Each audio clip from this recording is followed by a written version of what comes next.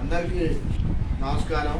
నేను మీ రుద్రకుమారు, గండిపేట మండలం CIT convener. ఈరోజు మల్లగూడ మున్సిపాలిటీ పరిధిలో తోపిక్ అనే కార్మికుడిని పరామర్శించడం రావడం జరిగింది. ఈ మల్లగూడ మున్సిపాలిటీ పరిధిలో కిస్మత్పూర్ దర్గా ప్రాంతంలో రెగ్యులర్గా సూపర్వైజర్గా విధులు నిర్వహిస్తూ ఉంటాడు.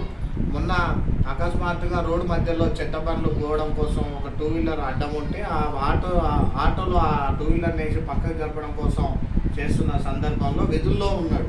వర్క్లో పనిచేస్తున్న సందర్భంలో ఆ కాలు ఆ ఏలుకు సంబంధించిన రైట్ సైడ్ వేలు, చూపుడేలు మొత్తం ఈ బొడ్డనేలు ఈ చివరి దాకా కట్ అయి ఉన్నది.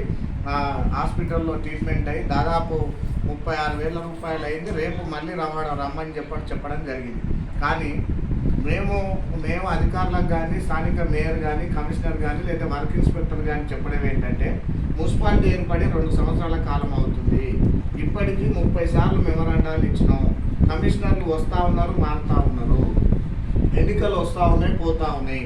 గతంలో కొత్త మున్సిపాలిటీ అన్నారు, మధ్యలో ధరణి అన్నారు, ఇంకో కమిషనర్ మారుతూ ఉన్నాడు. కానీ వర్కర్లకు మాత్రం న్యాయం జరగట్లేదు.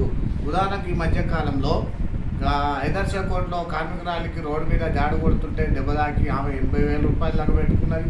ఇంకో ఎలక్ట్రీషియన్ మన అఫ్జల్ అనే కార్మికుడు ఆర్ట్ వచ్చి హాస్పిటల్లో వెళ్దామంటే ఆ రోజు డబ్బు లేక అకస్మాత్తుగా ఆ కార్మికుడు చనిపోయాడు. ఇప్పుడు ఈరోజు ఈయన ఘటన జరిగింది. ఇట్లా రెగ్యులర్గా వర్కర్లు ఘటన జరిగిపోతున్నా. మీరు చేయాల్సింది ఏంటి? కేవలం ఆ జీవోలో ఉన్న ఇంప్లిమెంట్ మీ చేతిలో పని ESI ఇంప్లిమెంట్ అయినట్టయితే ఈ తోపిక్ అనే కార్మికుడికి ఆ ESIలో ఫ్రీగా ట్రీట్మెంట్ అయ్యేది.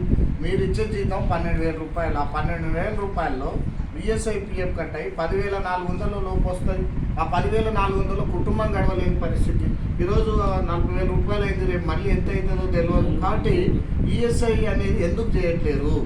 ఎందుకు మీరు మాటలు చెప్తా ఉన్నారు? నేను మొన్ననే రీసెంట్గా ధర్నా చేసిన సందర్భంలో అందరికి ESI కార్డులు ఇచ్చినామని చెప్తున్నారు. ఎందుకంటే మీరు పట్టించుకోవడం లేదు. కాబట్టి ఇప్పటికైనా ఈ కార్మికుని వెంటనే కమిషనర్ గారు, మేయర్ గారు, వర్క్ ఇన్స్పెక్టర్ తన ఇంటి దగ్గరకు వచ్చి పదాకా పలకరించిన దాఖలాలు లేవు. హాస్పిటల్ ఎట్లున్నాడని అడిగినోడు లేడు.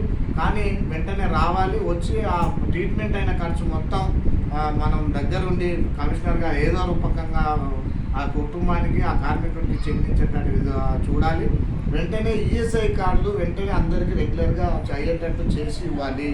అట్లా కాకపోతే మేము అవసరం పడితే మళ్ళీ పోరాటానికి మేము సిద్ధమవుతాం. అవసరం నిన్ననే మానికొండలో కార్యక్రమం జరిగింది పెద్ద ఎత్తున. ఈ రేపు ఎల్లుండి 2-3 రోజులు చూసి మేము వెంటనే మళ్ళీ మిగతా కార్మికులంతా చేసి ఇట్లా ESI కార్డు ఇచ్చేంత వరకు పోరాటానికి సిద్ధమవుతాం. ఇది సానుభూతి. కనీసం మనతో పాటు చేసే వర్కరు ఇట్లా ఘటన జరిగిందంటే ఇప్పటిదాకా వచ్చి పలకరించిన దాఖలాలు లేవు. ఈ స్థానికంగా ఉన్న కౌన్సిలర్స్ వీళ్ళందరూ మొత్తం ఏం చేస్తున్నారు? రెగ్యులర్గా జనరల్ బాడీ మీటింగ్ జరుగుతూ ఉంది. జనరల్ బాడీ మీటింగ్లో మీ కాంట్రాక్ట్ సంబంధించిన విషయాలు CC రోడ్లే మాట్లాడుతున్నారు. కానీ కార్మికులను ఎవరు పట్టించుకోవడం లేదు.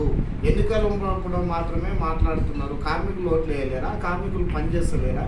ఈ కరోనా సమయంలో విపరీతంగా పనిచేసి ఒక కుటుంబంలో ఎవరు పట్టించుకోని పరిస్థితులు కూడా దగ్గరుండి వాళ్ళ ప్రాణాలు అడ్డుపెట్టి పనిచేసిన కార్మికులకు కనీస వసతి లేదు.